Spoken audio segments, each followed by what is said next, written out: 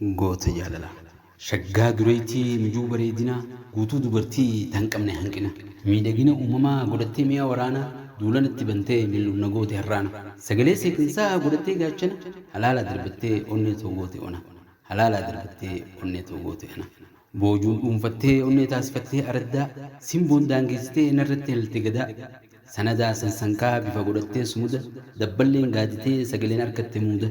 Abbummaan hoogganuuf mara filattee horee araddaa jaalalaa to'achuuf baafattee turre daagaa onnee tajaajiluuf harkattee hiree karooraan kunuunsuuf bosona goote dirree karooraan kunuunsuuf bosona goote dirree ona onneetti fadhiin malaaqa taatee hoomaa bareedinaa tuutaanitti bobbaaftee masnoo jaalalaa maagadirra yaaftee onnee durgaffaa turte maasii taasifatte masnoo jaalalaa maagadirra yaaftee onnee durgaffaa turte maasii taasifatte.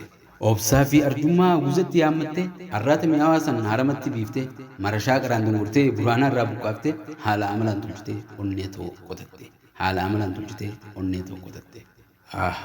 Yaa shaggeessi kudhee ati gamna dhugaati ciminaan agarsiiftee filannoo malatti onneen tiyya ulii handhuurateeti harka keessaa fudhee guutuu guututti narraa qeebalee jala hanga gubbatti jaalalaan tajaajili ati giiftii jaalalaati jaalalaan tajaajili ati giiftii jaalalaati. Yaa urjii samii ta'anaaf guute arshii dumbusha toomeetaa morma qarshii kannaa jaalalaa dhungoonna guurshii deemsa halaalaa naaf jijjiirii maarshii dhangoosha intalaa loosha toolashii jaalalaan qotattee onnee too goote maashii anaa ganaafaa leenjiftee goote haraashii anaa ganaafaa sanuu leenjiftee goote haraashii raayyaan bifateetii jaalalaaf harqootaa amalli qabdu nugaa qotteennaan qotatta akkaan faagaan baane sagalee natti tolfatta bareedaa honaan jettee dullaan na haleelta. Jaalalaan gaalee uftee olii gadiin na qotta sanyii jaalala ayaa filtee narra facaafatta onnee misoomsitee jaalala haba qaalta qalbii bohaarsitee gammachuu oomishta tanaaf qixxee hin qabne ati dhugumaan goota jabaa daaddaa hin qabne funyoo qurqurii moota jabaa daaddaa hin qabne funyoo qurqurii moota.